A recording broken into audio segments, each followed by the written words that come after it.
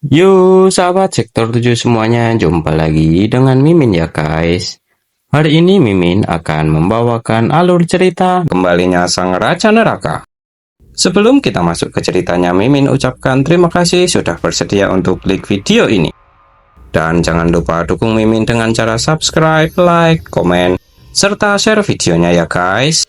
Semoga kalian semua terhibur. Jika ada yang mau berdonasi, boleh ya guys. Link ada di deskripsi. Tak perlu menunggu lama lagi, langsung saja kita masuk ke videonya. Pada video kali ini diceritakan bahwa setelah Raja Neraka menggunakan pakaian jenazah janin ular mati, kini berpindah di tempat Jabin saat ini terlihat bahwa dia juga berniat menggunakan pakaian jenazahnya yang membuat paman yang bersamanya kali ini terlihat khawatir dan mencoba untuk menghentikannya karena itu akan mengurangi umur Jabin. Akan tetapi Jabin beralasan bahwa dirinya tak bisa meninggalkan Hyunwoo lagi dan pakaian jenazah pembelajaran milik Jabin pun sudah dikenakannya. Setelah itu Jabin berniat menggunakan sisa 1 tahun umurnya untuk membuat sebuah alat sederhana. Namun dalam proses pembuatannya itu tiba-tiba Jabin muntah darah yang membuat sang paman pun khawatir sembari mengatakan jika kondisi Hyunwoo lebih parah dari dugaan Jabin. Jadi jika Jabin memaksakan diri seperti itu, dia pasti akan kehilangan nyawanya. Jabin pun menanggapinya dengan mengatakan bahwa jika sebatas itu dirinya masih bisa menahannya dan bersikeras akan melakukannya apapun resikonya. Sedangkan sang paman merasa jika saat ini Jabin seperti orang yang berbeda dari sebelumnya. Padahal sebelum ini Jabin menjerit ketakutan setelah melihat darah. Dan sekarang dia memakai pakaian jenazahnya seolah tak terjadi apa-apa bahkan setelah menggunakan setengah dari sisa umurnya. Lalu bertanya-tanya sebenarnya apa yang sudah terjadi kepada Jabin itu. Sedangkan Jabin saat ini terlihat berhasil membuat alat sederhana yaitu gergaji besi. Setelah berhasil membuatnya, Jabin pun langsung menyelamatkan Hyunwoo dengan memotong kandang besi itu. Dan setelah itu melepas pakaian jenazahnya lalu terlihat sedang memangku kepala Hyunwoo di atas lantai. Sedangkan sang paman terlihat sedang berusaha membuka pintu tempat itu namun tak bisa membukanya dan memberitahu Jabin hal itu serta menanyakan mereka harus bagaimana dan bertanya bagaimana kondisi Hyunwoo saat ini. Jabin pun menanggapinya dengan mengatakan bahwa kondisi Hyunwoo ternyata lebih parah dari dugaannya. Bersamaan dengan hal itu, Hyunwoo pun tiba-tiba sambil tersenyum menyapa Jabin yang membuat Jabin terharu senang sembari mengkhawatirkannya dan bertanya apakah Hyunwoo mengenali dirinya. Hyunwoo pun menanggapi dengan mengatakan bagaimana kabar Jabin saat ini.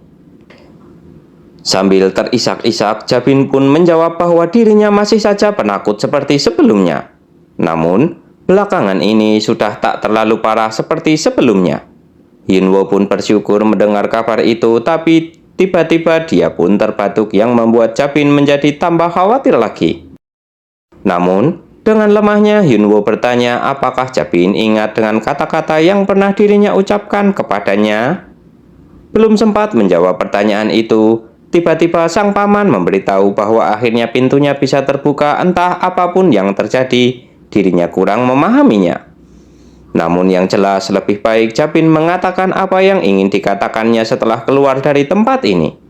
Akan tetapi harapan itu sirna karena tiba-tiba terdengar suara mayat hidup yang berada di hadapan sang paman berujar jika mereka tak mendapatkan izin untuk keluar dari tempat itu.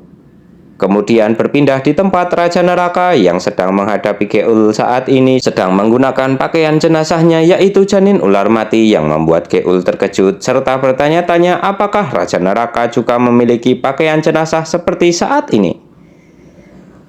Sedangkan efek mayat hidup yang dirinya miliki saat ini sudah hilang sepenuhnya karena durasinya sangatlah singkat. Kemudian memutuskan untuk meminum obat itu lagi untuk menghabiskannya karena tersisa sedikit saja. Sebab yang namanya pahlawan harus selalu menghibur. Bersamaan dengan hal itu, Geul pun kembali berubah menjadi sosok mayat hidup seperti sebelumnya. Sontak hal itu membuat Nomang kesal dan berujar jika saat ini Geul sedang melahap energi yang bisa membuatnya menjadi mayat hidup sementara. Padahal dirinya sudah menduga hal itu, namun tetap saja dirinya tak menyangka bahwa ternyata ada juga hadiah yang dibuat secara khusus dengan bahan manusia. Kemudian Nomang pun merasakan aura yang menakutkan yang membuatnya sadar jika saat ini bukan waktu yang tepat baginya untuk sekedar mengamati saja.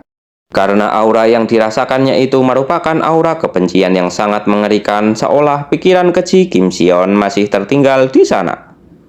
Nomang pun khawatir dengan Raja Neraka yang menggunakan pakaian jenazah itu karena bagi Raja Neraka sekalipun, dia pasti akan terancam dengan aura kebencian semengerikan itu. Dan kekuatannya terpusat di satu titik tepat di arah Raja Neraka berada. Kemudian Nomang menanyakan apakah Raja Neraka baik-baik saja dan juga tak terlahap oleh kebencian itu kan? Namun, dengan tatapan tajamnya Raja Neraka menyangkal bahwa dirinya tak akan bisa semudah itu dilahap. Nomang pun memuji Raja Neraka dengan mengatakan bahwa Raja Neraka memang benar-benar seperti monster saat ini. Lalu menanyakan apa yang ada di pundak Raja Neraka saat ini. Raja Neraka pun menanggapi sambil tersenyum dan mengelus kepala ular kecil itu, menjelaskan bahwa dia adalah Sasa yang merupakan ular dari 12 cabang bumi yang baru, serta meminta Nomang untuk menyapanya.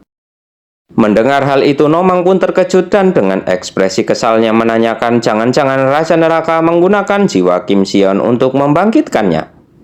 Akan tetapi dengan senyuman hangatnya Raja Neraka menjelaskan bahwa jiwa itu bukan jiwa Sion karena dia sedang menerima hukumannya di neraka. Dan juga jiwa yang Sion kumpulkan bukan berjumlah 10.000, melainkan tersisa 1 setelah semuanya berakhir. Nomang yang mendengar hal itu pun bertanya apakah maksud dari Raja Neraka adalah ada jiwa yang tak dapat dihisap oleh Sion sebelumnya. Raja Neraka pun menanggapi dengan mengatakan bahwa lebih tepatnya ada jiwa yang tak mau Sion hisap, yaitu jiwa seseorang yang Sion panggil sebagai Bu Guru. Kemudian berkata kepada Nomang bahwa hanya kepada para pendosalah dirinya tak menoleransi situasi apapun. Nomang yang mendengar hal itu pun menyeringai lalu mengatakan agar Raja Neraka tak bersikap terlalu lembut dan dibalas senyuman hangat oleh Raja Neraka. Lalu Nomang pun berujar bahwa sifat Raja Neraka memang sangat mudah ditebak, di mana kepada pihak yang lemah dia menunjukkan sosok yang dapat diandalkan. Sedangkan kepada para pendosa dia pasti akan menunjukkan apa itu neraka yang sebenarnya. Bersamaan dengan hal itu, Geul pun melompat menyerang ke arah Raja Neraka. Namun Raja Neraka dengan santainya menarik pedangnya dan langsung mengayunkannya ke arah Geul. Sedangkan Geul yang menerima serangan itu pun terkejut sembari dalam hati berujar bahwa serangan dari Raja Neraka itu sangatlah berat hingga membuat genggaman tangannya melemah. Namun, kembali meyakinkan dirinya bahwa dirinya pasti bisa menghentikannya. Karena dirinya cukup hanya mengincar 1 pukulan saja. Sebab selama dalam mode mayat hidup, kekuatan pakaian jenazah miliknya akan menjadi lebih kuat. Begitu target yang melayang di udara menyentuhkan kakinya ke atas tanah, maka dia akan terkena serangan keras yang selama ini dirinya layangkan. Kemudian sembari tersenyum jahat dalam hatinya, Geul pun berujar jika menghalau tebasan yang melampaui ruang seperti itu memanglah hebat, namun dirinya tak yakin apakah Raja Neraka juga bisa menghalau serangan yang terjadi puluhan kali. Yang jelas asalkan kedua kaki Raja Neraka menyentuh tanah secara bersamaan, maka dirinya bisa mengalahkan Raja Neraka dengan mudah. Akan tetapi itu hanyalah harapan semata dari Geul karena Raja Neraka terlihat sama sekali tak menyentuhkan kedua kakinya secara bersamaan di atas tanah. Terlihat Raja Neraka tak memperdulikan apapun kecuali menebas Geul lagi dan lagi hingga membuat efek mayat hidup beserta dengan pakaian jenazah yang dikenakannya pun menghilang, serta merasa terkejut karena Raja Neraka sama sekali tak menyentuhkan kakinya secara bersamaan di atas tanah. Bersamaan dengan hal itu, Raja Neraka pun kembali melompat dan menyerang Geul menggunakan pedangnya hingga membuat Geul pun jatuh tersungkur di atas tanah. Namun tak sampai di situ saja, Raja Neraka pun setelah itu menginjak perut Geul sembari mengacungkan pedang ke arahnya berujar apa yang sedang Geul lakukan saat ini, kenapa dia tak tumbang. Kemudian memintanya untuk segera bangun karena semua ini baru permulaan. Geul pun ingin menanggapi dengan menjabarkan bagaimana sikap seorang pahlawan seharusnya. Akan tetapi Raja Neraka memotong perkataannya dengan mengatakan bahwa dirinya sama sekali tak bisa memahami perilaku Geul, yang bahkan sampai dalam situasi saat ini pun dia masih berbicara soal pahlawan seperti itu. Akan tetapi Geul langsung berteriak bahwa pahlawan adalah hiburan, jadi orang-orang harus menyaksikannya. Kemudian diceritakan bagaimana idealisme pahlawan yang dimiliki oleh Geul pun tercipta, yaitu di masa lalu Geul ingin menjadi seorang pahlawan yang menyelamatkan orang-orang dan membantu masyarakat. Jadi dirinya memulai dari hal-hal yang kecil dan memperhatikan sekeliling dan menemukan orang-orang yang membutuhkan bantuan. Bagaimanapun caranya dirinya akan mengembalikan tawa mereka meskipun sulit, namun dirinya meyakini itu adalah panggilan hidupnya, karena pekerjaan itu sangatlah bermanfaat. Hingga akhirnya dirinya benar-benar menyelamatkan seseorang. Awalnya dirinya berpikir bahwa dirinya telah menyelamatkan orang dari perampokan, namun ternyata penjahat itu adalah pembunuh berantai yang sedang paling dicari. Dirinya dan perempuan itu terluka, namun untungnya nyawa mereka berdua masih selamat. Dan dalam waktu yang singkat, penjahat itu pun tertangkap. Dirinya menyaksikan semua informasi penjahat itu dari berita televisi di rumah sakit, tepatnya di meja resepsionis rumah sakit. Informasi itu berisi tentang semua catatan kejahatannya hingga lingkungan tempat dia dibesarkan. Karena itu, orang-orang pun menjadi murka dan melakukan demonstrasi di mana-mana dengan membawa papan nama yang bertuliskan kalimat-kalimat yang mengerikan. Di sanalah untuk pertama kalinya dirinya merasa ada yang aneh, karena di dalam rumah sakit yang dilewati oleh para pengunjuk rasa itu, korban yang miskin malah memberikan uang kepada dirinya sebagai pengganti biaya rumah sakit, sembari tak henti-hentinya menundukkan kepalanya mengucapkan rasa terima kasih. Sontak hal itu menimbulkan banyak pertanyaan yang timbul di benaknya, seperti kenapa mereka tak protes demi korban atau tak menggalang dana untuk biaya rumah sakit korban.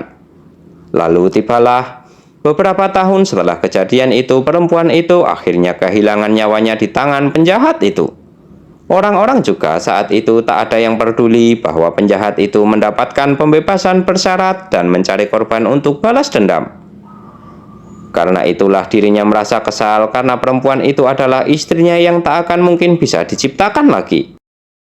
Itulah kesimpulan yang dirinya buat. Jadi pemikiran tentang pahlawan adalah hiburan tak akan pernah berubah. Karena itu dirinya selalu meninggalkan rekaman video demi mengabadikan orang-orang itu selamanya. Jadi, jika dirinya menjadikan penjahat sebagai hiburan mereka, seseorang pasti akan mengenali mereka. Bersamaan dengan hal itu, Geul pun meminum beberapa hadiah yang dimilikinya lalu berkata kepada Raja Neraka bahwa dirinya adalah seorang pahlawan dan dirinya melindungi orang lain dengan caranya sendiri. Namun Geul terkejut dengan Raja Neraka yang dengan gesitnya sudah ada di belakangnya berkata jika dia ingin menanyakan sesuatu kepada dirinya. Raja Neraka pun bertanya seperti apa pria yang telah membunuh istri Geul itu. Dengan muka serius dan antusias, Geul pun mengatakan bahwa dia bermata merah serta memakai penutup warna hitam. Mustahil dirinya tak mengingatnya karena dirinya sendirilah yang memukulinya sampai mati.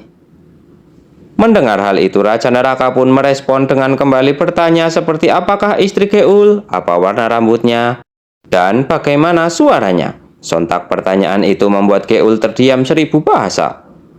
Lalu Raja Neraka dengan tatapan tajam bertanya kenapa Geul tak menjawab pertanyaan darinya itu. Apakah Geul sudah melupakannya? Kemudian Raja Neraka pun mulai berjalan mendekat ke arah Geul sembari menceritakan bahwa ada kalanya dahulu dirinya hanya mengamati para pendosa saja. Namun setelah hidup Kang Rim hancur, dirinya menyadari bahwa tak ada gunanya bagi pelaku karena yang paling penting adalah korban. Seperti para korban yang telah dihabisi oleh Geul. Dengan sedikit gugup, Geul beralasan bahwa dirinya mengkonsumsi energi mereka untuk menyelamatkan lebih banyak lagi orang. Namun Raja Neraka dengan tatapan mengerikannya mengatakan agar Geul tak berdalih seperti itu. Karena tak peduli apapun alasannya, dia telah menjadi kuat dengan mengorbankan nyawa manusia lain. Kemudian Raja Neraka pun kembali mencabut pedangnya lalu berkata bahwa di hadapannya, Geul hanyalah seorang pendosa. Hukuman telah dijatuhkan, karena Geul telah hidup sebagai pahlawan dan lupa cara menjadi seorang manusia, maka Geul tak akan bisa bereinkarnasi 2 kali. Lalu Raja Neraka pun menebas Geul menggunakan pedangnya dengan pembonsaian jiwa ketiga ujung tebing, yang langsung membakar tubuh Geul dan membuatnya berteriak kesakitan. Karena merasa teriakannya sangat berisik, Raja Neraka pun meminta Sasa untuk menyingkirkan dia dari hadapannya sekarang juga. Bersamaan dengan hal itu, ular besar berwarna merah kehitaman pun langsung membawanya pergi dari tempat itu. Sontak hal itu membuat Nomang tersenyum dan memuji kinerja Sasa yang lumayan menurutnya. Lalu Raja Neraka pun terlihat tak menanggapi Nomang karena merasa tak habis pikir dengan apa yang telah terjadi dengan para manusia saat ini. Padahal dulu sikap mereka tak separah itu. Nomang pun menjelaskan bahwa semua itu bisa terjadi karena neraka telah hancur. Jadi para manusia tak punya waktu bertobat sebelum berinkarnasi. Tentu saja kejahatan mereka pasti akan meningkat. Mendengar hal itu, Raja Neraka pun menyimpulkan bahwa berarti semua ini bisa terjadi karena Tolpo yang sedang tak ada di neraka. Sontak Nomang menjadi terkejut dan khawatir bahwa Raja Neraka sedang memikirkan sesuatu yang aneh serta memohon untuk tak membuat kekacauan lagi. Akan tetapi Raja Neraka tak menanggapi perkataan dari Nomang dan melihat ke atas langit sembari mengatakan kepada Dewa Kaisar Langit yang saat ini sedang menyimak mereka dan meminta untuk segera berbicara, karena sepertinya dirinya harus kembali bekerja. Bagaimanakah kelanjutan ceritanya? Kita lanjutkan di video berikutnya ya guys. Terima kasih sudah menonton. Jumpa lagi dan bye-bye.